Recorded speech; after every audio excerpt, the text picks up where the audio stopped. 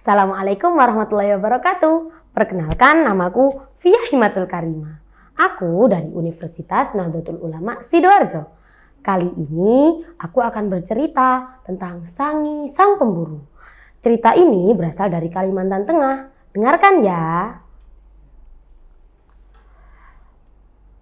Pada zaman dahulu kala, di Kalimantan Tengah, tepatnya di aliran Sungai Mahoroi, anak Sungai Kahayan, hiduplah seorang pemburu tangguh bernama Sangi.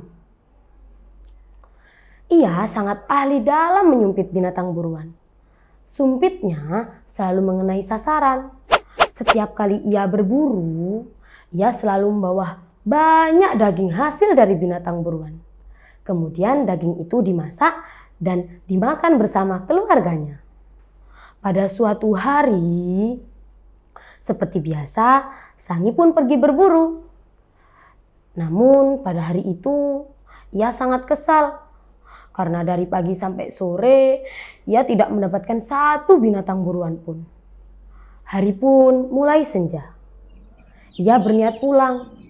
Dalam perjalanan pulang, Sangi melihat air di tepi sungai sangat keruh. Sepertinya baru saja seekor babi hutan ini lewat di sini, kata Sangi dalam hati. Karena penasaran, ia pun menyusuri jejak kaki itu. Ternyata dugaannya memang benar. Tak jauh dari sungai, ia menemukan babi hutan yang dicari.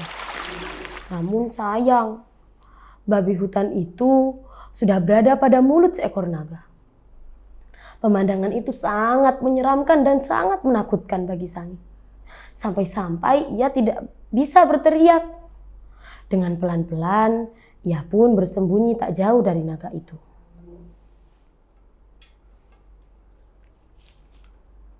Dalam persembunyiannya, ia menyaksikan naga itu berusaha menelan seekor babi hutan. Dengan segala upaya dan berulang kali dicoba, tapi sang naga itu tetap tidak berhasil. Usahanya selalu gagal. Karena kesal, sang naga itu pun akhirnya menyerah. Namun dengan wajah murka, ia memalingkan wajahnya ke arah Sangi yang dari tadi melihatnya. Mengetahui hal itu, Sangi pun sangat ketakutan. Badannya gemetaran.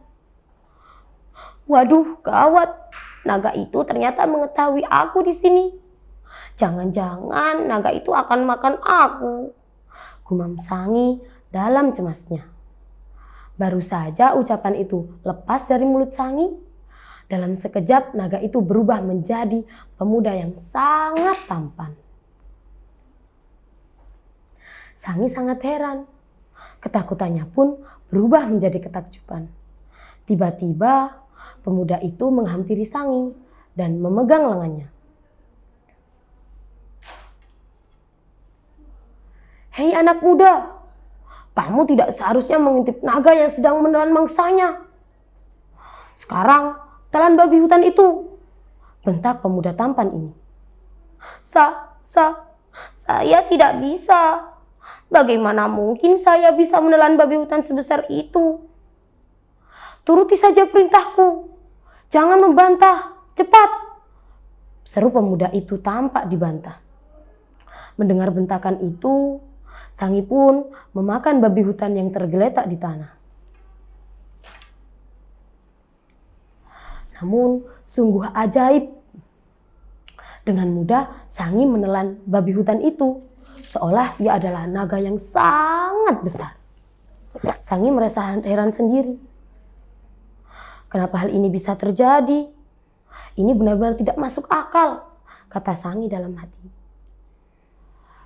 Karena kamu telah mengintip naga yang telah memakan mangsanya, maka sejak itu pula kamu menjadi naga jadi-jadian. Kamu tidak dapat menolak apa yang sudah terjadi, ujar pemuda itu menjelaskan. Apa? Aku tidak mau jadi seekor naga jadi-jadian. Aku mau jadi manusia biasa saja, seru Sangi tidak terima. Tuan, jadikan aku sebagai manusia biasa saja, tolonglah, serunya memohon. Mendengar permohonan Sangi, pemuda itu tertawa terbahak-bahak. Kamu tak perlu cemas anak muda. Selama kamu dapat merahasiakan kejadian ini, kamu akan terus menjadi manusia biasa. Jelas pemuda tampan. Benarkah itu Tuan? Sangi tampak tak percaya. Apa keistimewaannya menjadi seekor naga jadi-jadian itu? Sambil tersenyum, pemuda tampan itu menjawab. Sebenarnya kamu ini adalah orang yang sangat beruntung. Dengan demikian kamu bisa awet muda terus. Banyak orang yang ingin awet muda, tapi ia tidak bisa. Sedangkan kamu bisa. Kamu bisa menjadi awet muda. Sangi sangat senang mendengar jawaban itu. Wah, menyenangkan sekali. Kalau begitu, aku mau. Aku bisa hidup selama beratus-ratus tahun. Kemudian Sangi bertanya kembali. Memang apa larangannya? Pemuda itu menjawab. Kamu tidak boleh menceritakan kejadian ini kepada siapapun. Jika kamu melarangnya, maka wujudmu akan menjadi naga yang sangat besar. Kamu paham? Oh, mudah sekali itu. Kalau begitu, aku setuju, kata Sangi dengan entengnya. Bersamaan dengan itu, tiba-tiba pemuda itu hilang entah kemana. Sangi pun bergegas pulang ke rumahnya. Sejak saat itu, Sangi terus menjaga rahasianya agar tidak diketahui siapapun, termasuk keluarganya. Dengan begitu, ia tetap awet muda sampai 150 tahun. Hal ini membuat para kerabat dan keluarganya ingin mengetahui apa rahasia Sangi. Mereka juga ingin seperti Sangi, panjang umur, sehat, dan awet muda. Setiap hari mereka terus bertanya kepada Sangi. Sangi, kenapa kamu bisa awet muda terus? Ah tidak, kata siapa? Sangi terus menutupinya. Karena didesak terus oleh keluarganya, akhirnya Sangi pun membeberkan rahasianya. Dengan demikian, Sangi telah melanggar apa yang telah disepakatinya. Akibatnya, tubuhnya pun memulai berganti rupa menjadi seekor naga yang besar.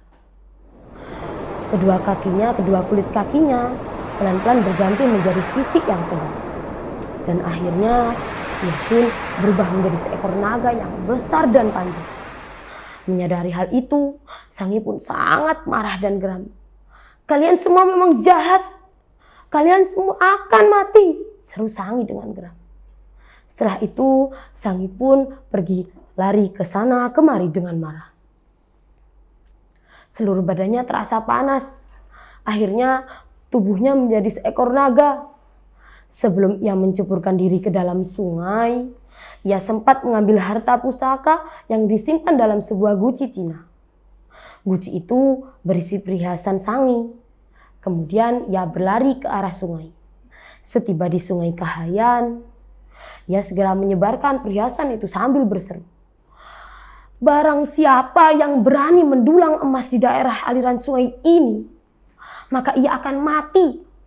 Karena emas-emas itu akan menjadi tumbal kematiannya. Setelah itu, Sangi pun menjadi seekor naga. Dan ia pun menceburkan diri ke dalam sungai. Sejak saat itu, ia menjadi penjaga sungai Kahayan. Anak sungai Kahayan pun disebut dengan Sungai Sangi. Anak keturunan Sangi yang mempertanyakan rahasianya, banyak yang meninggal setelah itu. Begitulah ceritanya. Ini adalah cerita dari Kalimantan Tengah yang berjudul Sangi Sang Pemburu. Terima kasih telah melihatnya.